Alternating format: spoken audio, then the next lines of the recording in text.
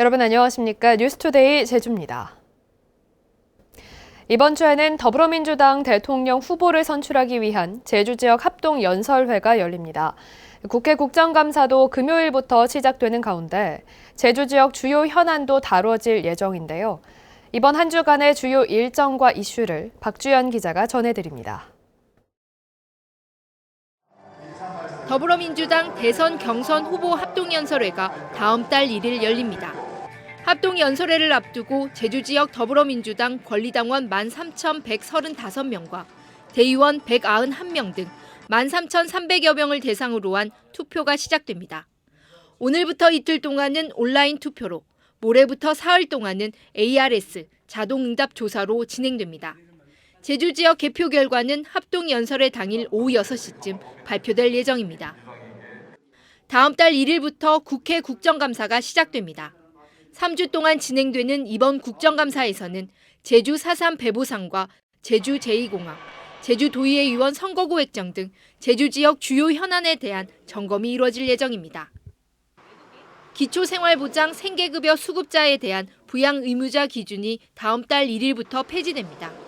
수급자 본인의 생계급여 선정 기준인 중위소득 30% 이하만 충족하면 부양 의무자인 부모나 자녀 등의 소득과 관계없이 생계급여를 받을 수 있습니다.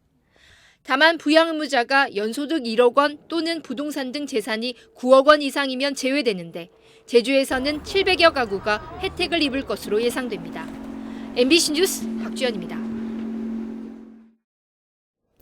늦은 밤 농촌 지역 과수원 창고만 골라 수천만 원어치의 공구를 훔친 20대가 경찰에 붙잡혔습니다.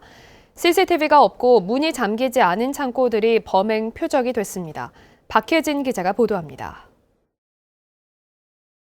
깜깜한 밤 서귀포시 남원읍의 한 농로. 하얀 승용차 한 대가 들어섭니다.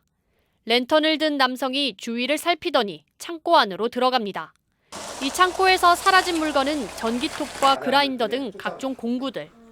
인근의 또 다른 창고에서도 한 달 사이에 2번이나 창고를 털린 농민은 당혹감을 감추지 못합니다. 하우스 농가들 주로 많이 쓰고 있는 충전 임팩하고 나무 자를 내 기계토 하다못해 전자 저울까지 이렇게 좀 황당하더라고. 한번 도전해봤으니까 다시 안 들겠지 했는데 또 들고. 범인은 인적이 드문 밤 문이 잠겨져 있지 않은 창고들만 골라 몰래 침입해 공구들을 훔쳐 달아났습니다. 경찰의 탐문 수사 끝에 제주 시내 한 원룸에서 붙잡힌 용의자는 28살 A씨. 경찰 조사 결과 A씨는 지난 4월부터 넉 달 동안 서귀포 지역 창고 24곳을 돌며 전기톱과 드릴 등 2,400만 원 상당의 공구를 훔친 것으로 드러났습니다. CCTV가 설치돼 있지 않거나 문이 잠겨 있지 않은 창고가 표적이었습니다. 훔친 공구는 인터넷 중고거래 사이트에서 되팔아 생활비로 쓴 것으로 확인됐습니다. 과수원 창고문을 잘 잠그시고요. CCTV 설치 등을 통해 피해를 예방할 수 있도록 주의해 주시고 피해를 당한 경우에는 적극적으로 신고해 줄 것을 당부드립니다. 경찰은 A씨를 건조물 침입 절도 등의 혐의로 구속하고 또 다른 범행은 없는지 조사하고 있습니다. MBC 뉴스 박혜진입니다. 제주 지역에서는 그제 코로나19 확진자 7명이 발생했고 어제는 오후 5시까지 7명이 발생했습니다.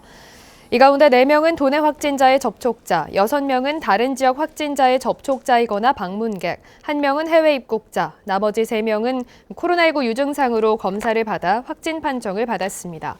도내 확진자의 접촉자 4명 가운데 3명은 제주시 지인과 서귀포시 초등학교 집단 감염 사례와 연관이 있는 것으로 확인됐습니다. 더불어민주당 대선 후보 제주 경선을 앞두고 이재명 후보의 아내 김혜경 씨가 제주를 찾았습니다. 김혜경 씨는 어제 오전 제주 해녀박물관에서 주민들과 만난 뒤 위성곤 의원 사무실에서 서귀포 지역 당원 지지자들을 만나 격려와 지지를 당부했습니다. 더불어민주당 이재명 경선 후보를 비롯해 추미애 후보는 오늘 제주를 찾아 기자 간담회를 열고 제주 공약 등을 발표할 예정입니다.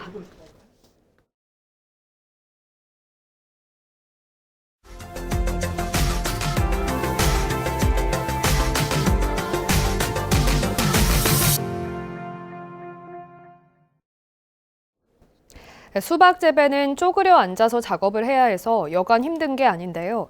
수박을 땅에서 띄워 재배하는 다양한 방법이 개발되고 있습니다. 농민들의 불편을 줄여주는 건 물론이고 다양한 기술을 적용할 수 있게 돼 1년에 3번까지도 수박 수확이 가능하다고 합니다. MBC 충북 신병관 기자입니다. 하우스에 수확을 앞둔 수박이 가득합니다. 줄기가 지주를 타고 올라오게 해 수박이 땅바닥이 아닌 1m 높이 선반에서 자라고 있습니다. 서서 일할 수 있어 허리와 다리를 구부려야 하는 불편을 해소하고 일손도 덜게 됐습니다. 가장 큰 장점은 우리 무릎 인대나 근골격계 질환이 많이 찾아오는데 그거를 예방할 수 있어서 수직 재배가 가능해지면서 수경 재배를 접목해 병충해를 줄이고 당도를 높이는 다양한 방법들도 개발되고 있습니다. 특허 출원된 재배 장치입니다. 보시는 것처럼 줄기를 유도해 햇볕을 잘 받도록 하고 수경 재배 기술도 표준화시켰습니다. 정보통신 기술을 이용해 양분 공급을 최적화했더니 올 들어 벌써 수박을 2차례 수확했고 11월에 또 한 번 수확을 앞두고 있습니다. 수박이 여름 과일이라는 인식이 굉장히 강한데 이제 여름 과일에서 매일매일 먹을 수 있는 그런 데일리 과일화가 가능합니다. 그에 따른 가공식품 산업이라든지 이런 게 활성화가 돼서 다만 만만치 않은 시설비가 여전히 숙제입니다. 이 때문에 겨울에 재배하는 하우스 딸기의 수경 재배 시설을 여름에는 수박을 키우는 데 활용하는 과도기적 방법도 보급되고 있습니다. 저희가 스마트팜을 계속 연구했고 그걸 도입할 수 있는 징검다리 역할로 고설베드 재배장치에 수박을 도입하게 됐습니다. 충청북도 농업기술원 수박딸기연구소는 지난 2020년 이동식 수직 재배장치를 시작으로 현재까지 3건의 관련 특허를 출원했습니다. 수박이 땅바닥 재배에서 벗어나 다양한 기술과 접목을 시도하며 사철 과일로의 변신을 준비하고 있습니다. MBC 뉴스 신병관입니다.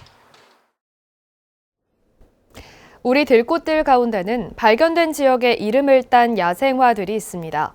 미기록 자생식물에서 이름을 가진 야생화로 자리매김한 들꽃들을 목포 MBC 김양훈 기자가 취재했습니다.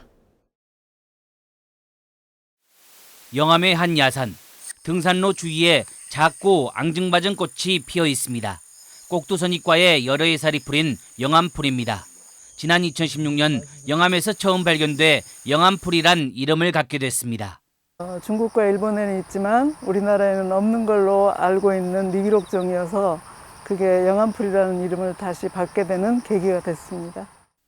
6월과 9월 사이에 잎 겨드랑이에서 아주 작은 꽃을 피우는 야생화 영암풀. 흰색이나 연한 보라색을 띠고 있습니다. 6월에서 9월 사이에 흰색 또는 연한 보라색 꽃이 피는데 다른 식물체에 비해서 하얀 털이 빽빽이 나는 것이 다릅니다. 영암풀은 자생지가 매우 협소하고 개체수가 적어 보전 대책 마련이 필요한 상황입니다.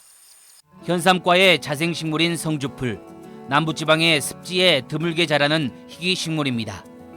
참외로 유명한 경북 성주에서 처음 발견돼 성주풀이라 부르게 됐습니다. 인근에서는 넉 달 전 솔붓꽃도 카메라에 담겼습니다. 우덤가나 풀밭에 드물게 자라는 야생화입니다. 독특한 이름만큼 멸종위기 야생생물 2급으로 지정돼 보호되고 있습니다.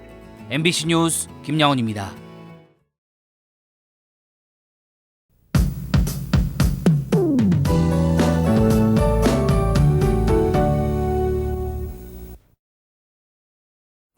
네, 벌써 9월의 마지막 월요일 아침이 밝았습니다.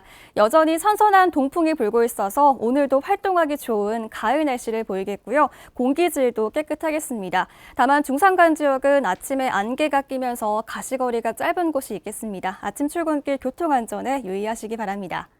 현재 서해상에서 구름대가 다가오면서 오늘 전국적으로 구름 낀 날씨가 예상되고요. 제주도는 밤부터 차차 흐려지겠습니다. 한편 지난주 목요일에 발생한 태풍 민들레는 현재 강한 세력을 유지하며 괌 북서쪽 먼 해상을 지나고 있습니다. 북태평양 고기압의 가장자리에 따라서 주 후반에 일본 열도를 향해 북상할 것으로 예상되는데요. 태풍의 예상 진로에 따르면 우리나라에 직접적인 영향은 없을 것으로 전망됩니다. 네, 월요일 아침 현재 기온 어제와 비슷하게 시작하고 있는데요. 북부와 동부 지역 22도를 보이고 있고요. 한낮 기온은 대부분 지역에서 27도 안팎이 예상됩니다. 오늘 도서 지역도 구름 낀 가운데 흐린 날씨를 보이겠습니다. 바다의 물결은 1에서 2.5m 안팎으로 일겠는데요. 모레까지 해상에 바람이 불면서 파고가 높겠습니다. 특히 해안가에서는 너울성 파도가 1.5m 내외로 일겠는데요. 인명사고가 발생할 수 있는 만큼 모레까지 해안가 접근은 자제하시기 바랍니다. 네, 모레 수요일에는 저기압의 영향으로 제주를 포함한 전국에 비가 내리겠습니다. 날씨였습니다. 제주도가 전기차 충전 서비스 규제 자유 특구 연장에 나섭니다. 제주도는 전기차 충전 서비스 규제 자유 특구 실증 특례가 올해 말에 종료됨에 따라 사업 연속성 확보와 시장 조기 진출을 위해 오는 2023년 말까지 임시 허가 전환을 추진한다고 밝혔습니다. 제주는 지난 2019년 11월 전기차 충전 서비스 규제 자유 특구로 지정됐으며 충전 시간 단축을 위한 충전 인프라 고도화 실증과 점유 공간 최소화를 위한 이동형 충전 서비스 등 모두 4개 규제 특례를 인증받았습니다. 제주형 공유물류 플랫폼 조성이 추진됩니다. 제주도는 도서 지역 배송 불가 상품의 공동 배송과 제주산 물품의 공동 배송 서비스 등을 맡게 될 제주형 공유물류 플랫폼 조성을 추진하고 있다고 밝혔습니다. 내년 상반기부터 본격적인 서비스를 시작할 예정인 공유물류 플랫폼은 육지부 거점센터로 도착한 물품을 자동 화물이나 선박을 통해 제주로 운반하게 됩니다. 제주시가 최근 3년 동안 초지 불법 전용 사례를 조사한 결과 마라도 면적의 17배에 이르는 501헥타르가 사라진 것으로 나타났습니다. 제주시는 이에 따라 이달 말부터 한 달 동안 초지 관리 실태 전수 조사를 벌여 초지를 불법 전용하는 행위를 집중 단속할 방침입니다. 제주시의 초지 면적은 8,700헥타르로 전국 초지 면적의 27%를 차지하는데 제주시는 최근 3년 동안 초지 불법 전용 사례 1000여 필지를 적발해 58건을 고발 조치했습니다. 제주도 교육청이 학내망 구축과 파견교사 운용 업무를 부적정하게 해온 것으로 드러났습니다. 감사원은 지난 2019년 11월부터 지난해 5월까지 제주도 교육청이 학내망 개선 사업을 추진하면서 새 장비의 보안 적합성이 검증되지 않았는데도 계약업체에 사업을 수행하도록 해 1년 넘게 미검증 장비가 적용된 학내망을 운용한 사실에 대해 관련자에게 주의하고 보안 강화 방안을 마련하라고 통보했습니다. 또 직소교육연구기관을 운영하면서 별도 증원 규정 검토 없이 각급 학교로부터 교사를 파견받아 운용하는 등 부적정한 업무 2건에 대해서도 통보 조치했습니다. 참조기의 어획량은 늘었지만 가격은 하락세를 보이는 것으로 나타났습니다. 제주시가 참조기 금어기가 끝난 지난달 11일부터 지난 17일까지 참조기 조업 실태를 분석한 결과 참조기 어획량은 지난해 같은 기간보다 26% 증가한 1,300여 톤으로 집계됐습니다. 하지만 참조기 소비가 둔화돼 상자당 위판 가격이 41% 하락하면서 총 위판액은 82억 원으로 지난해보다 5% 감소했습니다. 지난달 제주 지역 수출액이 역대 최고치를 기록했습니다. 한국무역협회 제주지부에 따르면 지난달 제주 지역 수출액은 1,965만 달러로 지난해 같은 기간에 비해 82.8% 늘면서 역대 8월 최고치를 기록했습니다. 품목별로는 전자전기가 150%, 농수축산물이 3.7% 늘었습니다. 지난달 수입액은 3,031만 달러로 지난해보다 13.8% 감소했습니다.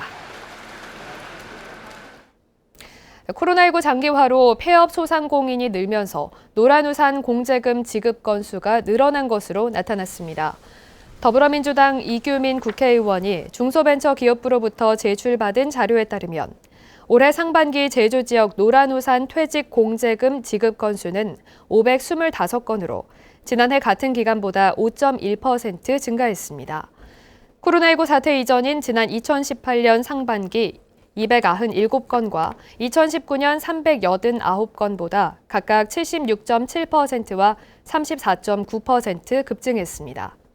한편 노란우산은 소기업과 소상공인의 퇴직금 마련을 위한 공제 제도로 가입자가 폐업과 퇴임, 사망할 경우 지급됩니다. 뉴스투데이 제주였습니다. 고맙습니다.